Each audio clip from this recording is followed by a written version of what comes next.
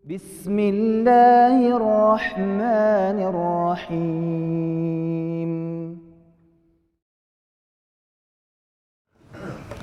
Bismillahirrahmanirrahim.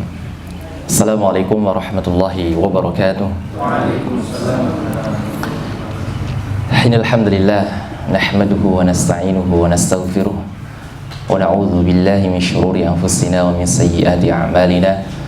May yahdihillahu fala mudilla lahu wa may yudlil fala hadiya lahu. Asyhadu an la ilaha illallah wahdahu la syarika lahu wa asyhadu anna Muhammadan 'abduhu wa rasuluhu la nabiyya wa la rasula ba'da.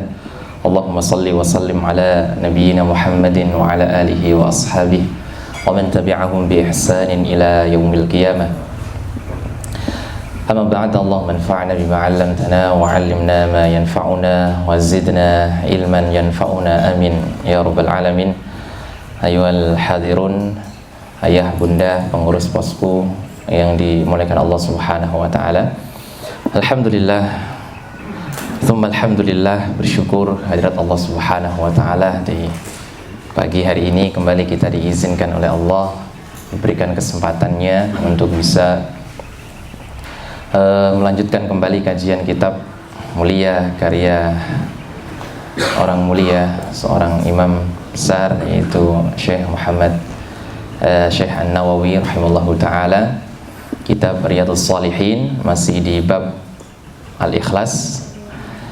Dan alhamdulillah dengan izin Allah kita sudah sampai di hadis yang ke-7. InsyaAllah hari ini hadis yang ke-8. Betul ya? Betul Pak ya? Tapi langsung saja kita baca hadis yang ke-8. Wa an Abi Musa Abdullah bin Qais al-Ash'ari radhiyallahu ta'ala anhu, dari Abu Musa Abdullah bin Qais al-Ash'ari. Seperti biasa kalau kita baca hadis, kita pelajari sedikit tentang biografi sang periwayat hadis gitu ya. Terkenal dengan Abu Musa al-Ash'ari Pak ya. Nama aslinya adalah Abdullah bin Qais.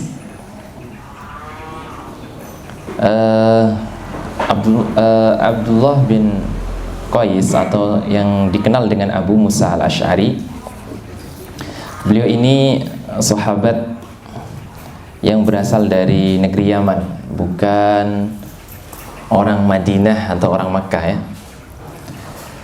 Beliau telah tinggal, bahkan sebelum tinggal di Makkah, sebelum Nabi SAW itu mendapatkan risalah kenabian. Kemudian saat Nabi memeluk Islam, beliau menyatakan keislamannya, kembali lagi ke Yaman. Itu Abu Musa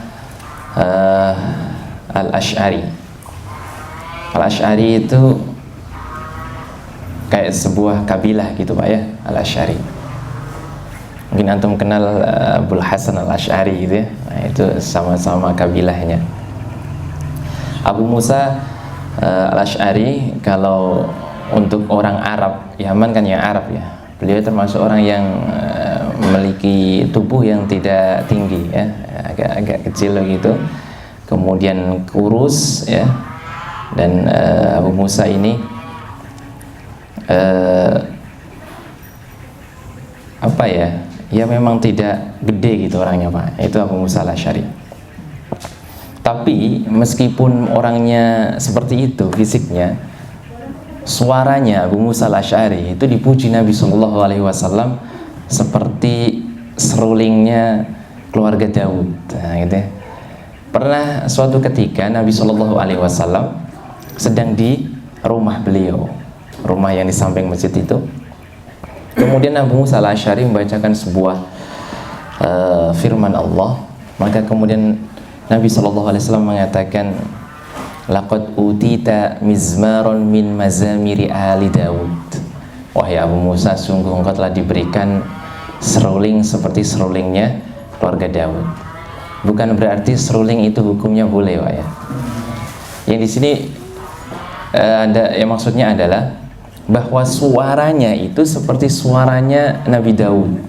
Nabi Daud kalau membaca Zabur, gunung-gunung dan alam itu ikut bertasbih, ikut berzikir mendengarkan bacaan Nabi Daud, kitab Zabur. Abu Musa al-Asy'ari begitu, Masya Allah. Jadi ahli Quran ya, itu Abu Musa al-Asy'ari.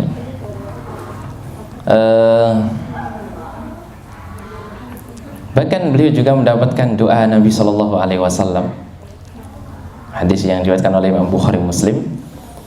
Setelah mendengar bacaan begitu dan dipuji oleh Nabi, Abu Musa al-Asy'ari minta didoakan.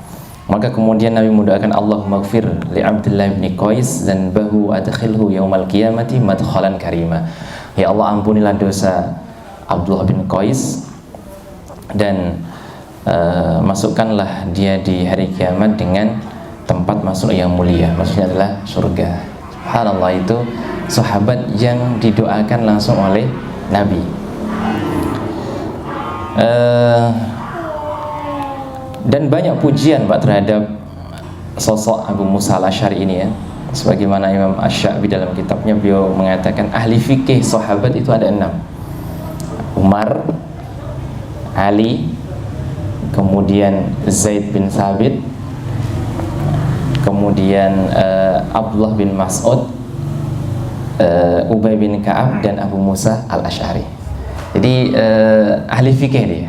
Meskipun tadi fisiknya begitu Pak ya, tapi Allah tidak melihat kepada jasad dan bentuk tubuh, tapi Allah melihat kepada hati dan amal, sebagaimana hadis yang kemarin kita bahas.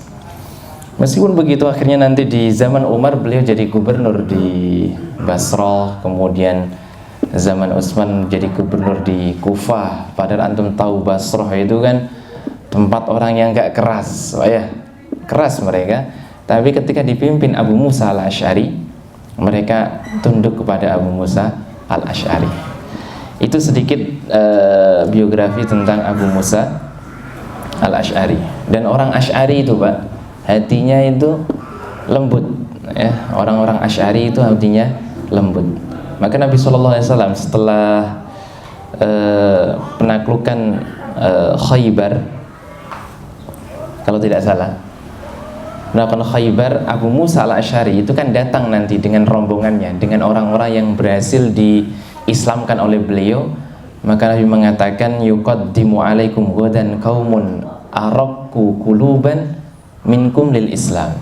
Besok akan datang sekelompok kaum yang hatinya itu lebih lembut daripada kalian untuk menerima Islam.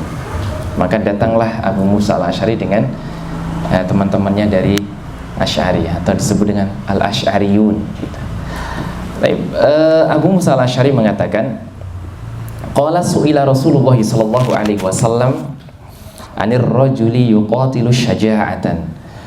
Nabi pernah ditanya Pak tentang seseorang yang berperang karena syaja'atan, karena hanya sekedar dipengaruhi oleh keberanian. Wa yuqatilu hamiyatan, ditanya juga tentang orang yang berperang karena hamiyah. Hamiyah itu apa?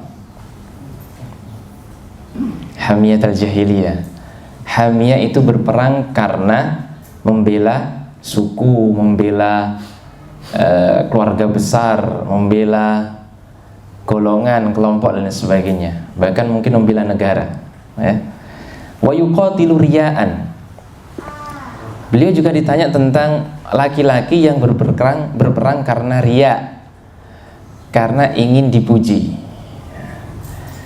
Ayu dzalika fi sabilillah. Maka laki-laki tadi bertanya, di antara mereka ini ya Rasul, berperang karena keberanian, hanya ingin menampakkan keberanian, berperang karena ingin membantu golongannya. Yang ketiga, berperang karena ingin mendapatkan pujian manusia. Di antara mereka ini yang disebut fisabilillah itu yang mana? Faqala Rasulullah sallallahu alaihi wasallam, man qatala litakuna kalimatullahi hiyal ulya fahuwa fisabilillah. Menarik jemaah sekalian, jawaban Nabi itu tidak nyebut mereka bertiga atau salah satu di antara mereka bertiga, Yang disebut adalah man qatala litakuna kalimatullahi hiyal ulya fa huwa fisabilillah. Barang siapa yang berperang karena untuk meninggikan kalimat Allah, itu yang disebut dengan fisabilillah. Muttafaqun alaih, hadis ini diriwayatkan oleh Imam Bukhari dan Imam Muslim. Jadi hadis di tingkat kesahihannya. Ada beberapa faedah dari hadis ini jemaah sekalian. Yang pertama, Nabi SAW mengatakan man qatala litakuna kalimatullah. Sebelum kami ke faedah, mungkin apa yang dimaksud dengan kalimatullah? Yang itu. Pensyarah Syekh Sulaiman Al-Hilali mengatakan di sini da'watullahi ilal Islam. Yang dimaksud kalimatullah, barang siapa yang berperang karena li'i'la'i kalimatillah, untuk meninggikan kalimat Allah, adalah maksudnya dakwah untuk Islam.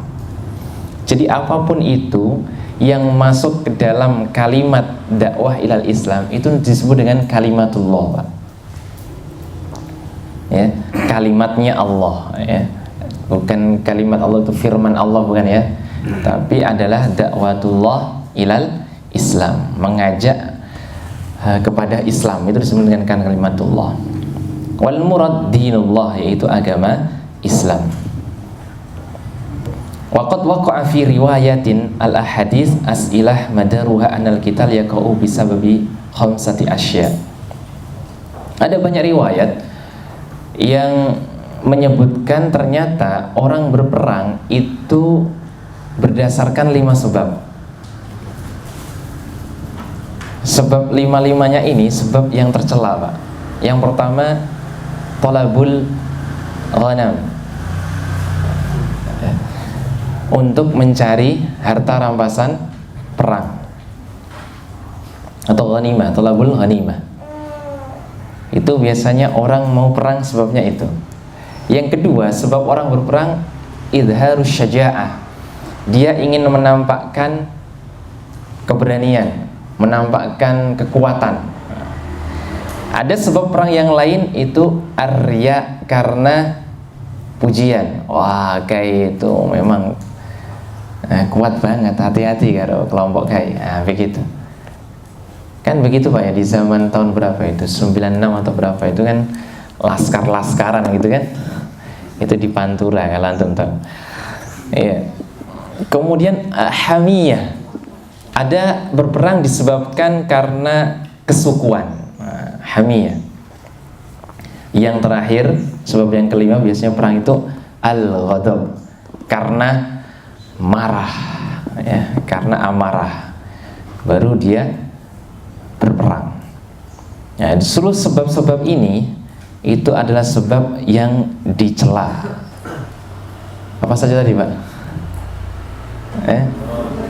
Rampasan perang, ya. Kemudian karena keberanian, karena riya, karena hamiyah, dan karena ghadab. Ini biasa sebab-sebab perang, dan ini ada riwayat hadis satunya semuanya, dan semuanya dicela oleh Nabi Sallallahu Alaihi Wasallam.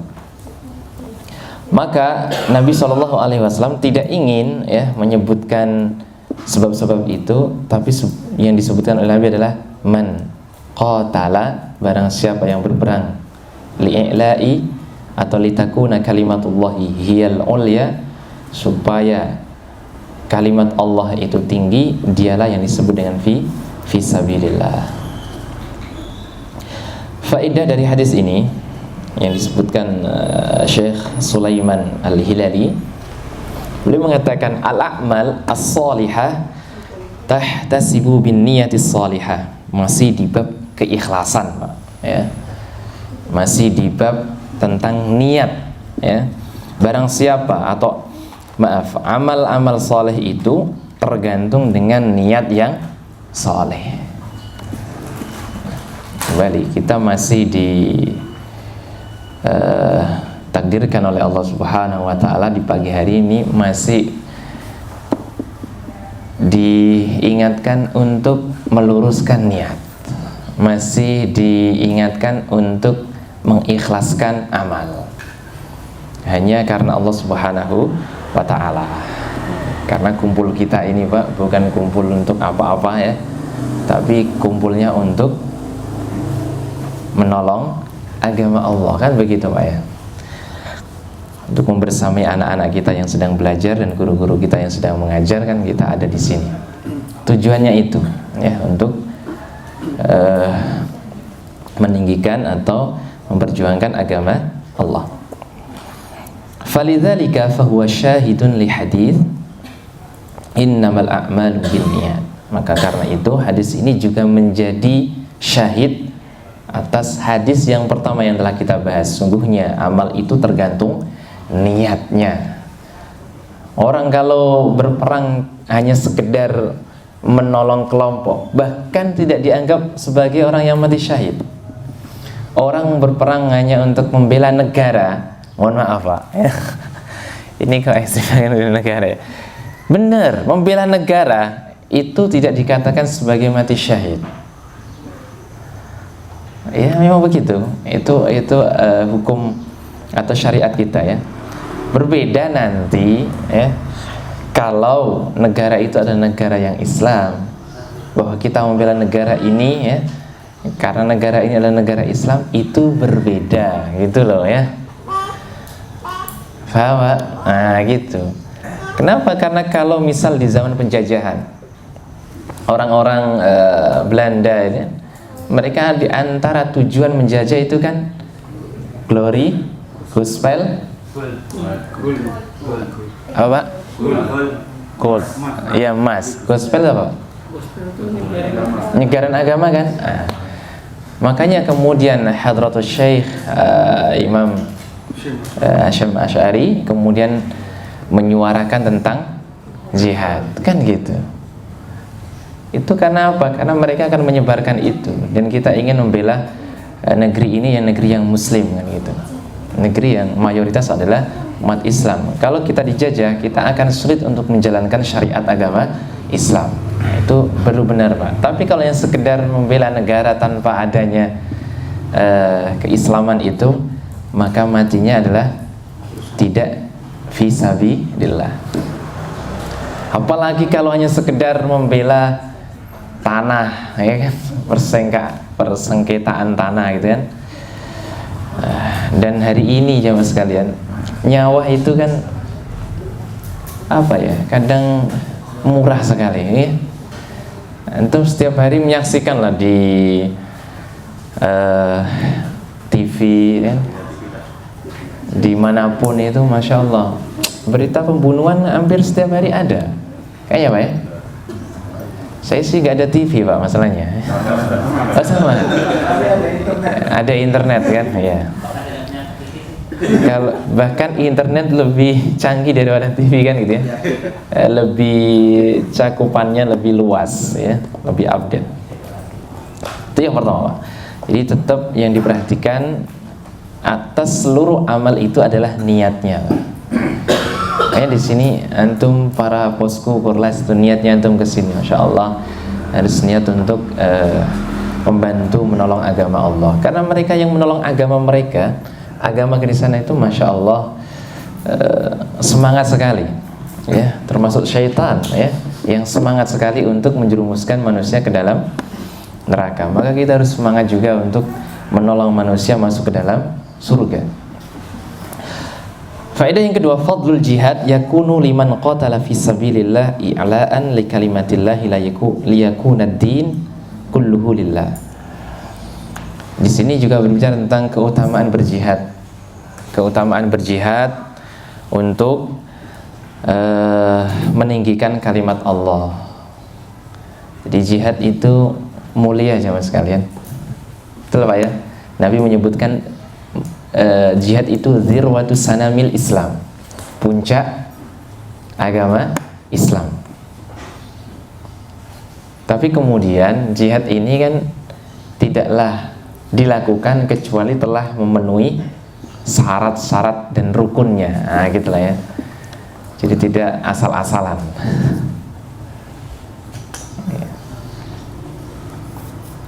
Tapi apapun itu, jihad itu suatu syariat yang sangat mulia Pak. Ya. jihad syariat yang mulia, seperti ibadah yang lain. Bahkan disebut dengan dzirwah tadi ya, puncak. Terus apakah agama kita ini berarti agama perang kan gitu ya nanti? Ya, agama kita disebarkan tidak dengan peperangan, Pak, ya kan? Tapi kalau itu mengharuskan mengangkat senjata, ya diangkat kan gitu. Itu tentang jihad. Kemudian istihbabus su'al anil illah fil amal wa yadullu alaihi bayanu Rasulillah sallallahu alaihi wasallam liddafil asil lil qital wal jihad. Dianjurkannya untuk bertanya, Pak, ya. Dianjurkannya untuk bertanya atas sebuah sebab akan amal. Tadi kan amalnya adalah jihad, betul ya? Tapi sebabnya kemudian ditanyakan oleh sahabat tadi, sebabnya ini, sebabnya itu, mana yang benar gitu. Itu tidak ada masalah. Mempertanyakan tentang illah sebuah amal, tentang sebabnya sebuah amal. Akhirnya Nabi kemudian menyampaikan tentang sebab yang murni disebut sebagai jihad itu adalah meninggikan kalimat Allah. Berikutnya wujubu taqaddumul ilmi 'alal amal. Di sini juga menunjukkan tentang pentingnya berilmu sebelum beramal. Karena amal tanpa ilmu akan mardud, akan tertolak, kan gitu ya. Maka luar biasa cuman. Ini Abu Musa al-Asy'ari itu sahabat yang cerdas, dan di situ ada sahabat yang lain bertanya kepada Nabi, langsung kepada orang yang paling berilmu di zaman itu, gitu. Hirs, semangat sahabat untuk bertanya akan sebuah ilmu itu luar biasa. Ini berbeda dengan kita itu ya. Kadang mau bertanya itu malu ya. Sahabat gak malu-malu, Pak. Ya. Sampai bertanya tentang sebab ini yang boleh itu yang mana. Itu khirsnya sahabat. Semangatnya mereka dalam mencari ilmu itu besar. Kemudian zammul hirs 'ala dunya wa 'alal qitalil hududin nafsi min fi ghairi ta'atillah. Berikutnya adalah celaan terhadap semangat beramal karena dunia, atau semangat beramal berjihad karena dunia, itu dicela. Karena tidak boleh kita itu berjuang atas dasar apapun kecuali li'i'la'i kalimatillah. Itu ya. Itu dari hadis yang ke-8. Bismillahirrahmanirrahim. Assalamualaikum warahmatullahi wabarakatuh. Waalaikumsalam warahmatullahi wabarakatuh. Tanya Ustaz ini mengenai hadis ke-8. Di sini dikhususkan di situ tentang berperang. Apakah niatan-niatan untuk berperang itu bisa kita aplikasikan juga pada aktivitas yang lain? Itu saja.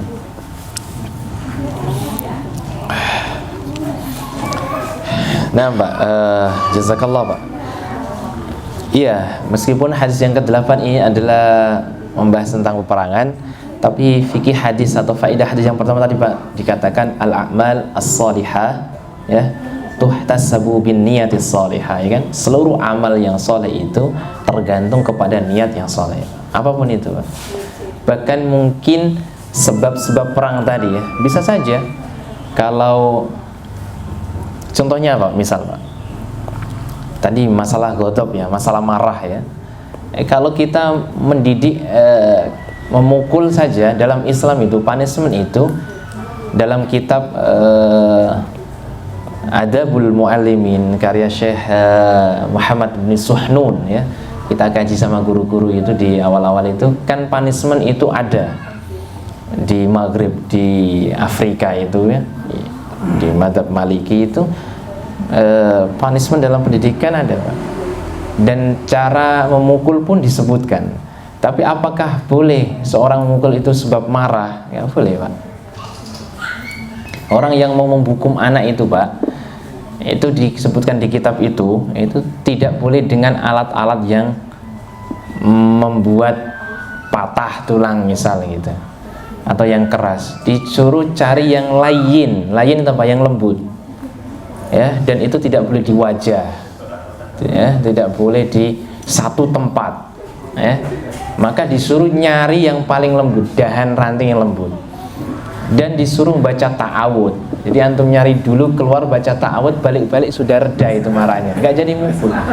Lah memang begitu ya. Jadi apa namanya, memukul itu ada rentetannya Pak, kapan itu memukul, subhanallah ya. Dalam hukuman dalam Islam itu begitu, nggak sembarangan oh boleh mukul terus asal-asal mukul, enggak ya. Bahkan Umar mengatakan apa namanya, pasanglah cambuk dalam rumah kalian. Itu apakah cambuk itu juga untuk memukul? Tidak boleh memukul dengan cambuk gitu ya kan. Guru suruh membawa tongkat di kelas, apakah memukul dengan tongkat? Enggak boleh Pak, itu cuma meden-medeni tok gitu ya. Memukul itu dengan benda yang lain ya. Ya, dan tidak boleh di tempat yang sama, tidak boleh di wajah ya. Kan nggak boleh, Nabi melarang jangan pukul wajah. Maka al-mulakim apa, tinju, itu nggak boleh Pak. Jadi harus kalau tinju itu jangan di wajah, harus ada peraturan berikutnya, itu boleh di badan yang lainnya. Tinju itu kan di wajah kan, atau UFC itu kan, Masya Allah. Iya. Gitu Pak, itu Pak bagus, boleh Pak, bisa jadi Pak. Godop tadi kan, hamiyah, riya, syaja'ah, atau mencari ghanimah. Mencari ghanimah pasti di perang Pak ya, sebab itu. Gitu, wallahu ta'ala alam, bagus.